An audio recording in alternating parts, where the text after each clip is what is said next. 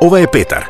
Тој може да се зарази со беснило од контакт со заразено диво животно, лисица на пример. Таа е главен преносител на болеста, но не и лисиците опфатени со вакцинацијата по пат на мамки. Или може да се зарази од своето куче Бруно, но не ако Бруно е редовно и уредно вакциниран од беснило. Лисиците може да го пренесат вирусот на беснило на други животни, но не ако животните се редовно и уредно вакцинирани.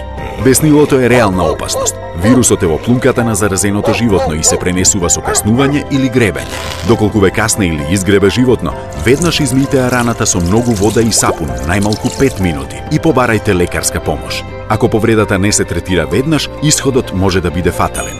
Но со навремена и со одветна лекарска помош, заштитата е 100%. Доколку забележите животно кое сомнително се однесува, пријавете кај најблискиот ветеринар.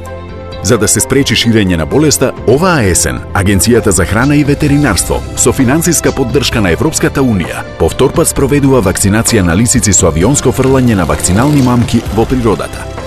Ако ја видите оваа мамка со кафена боја, не ја допирајте. Таа може да представува опасност од инфекција со беснило. Вакцинирајте ги редовно вашите миленици. Задолжително е. Заштитувајќи ги нив, се заштитувате себе си. Здрави животни, здрави луѓе.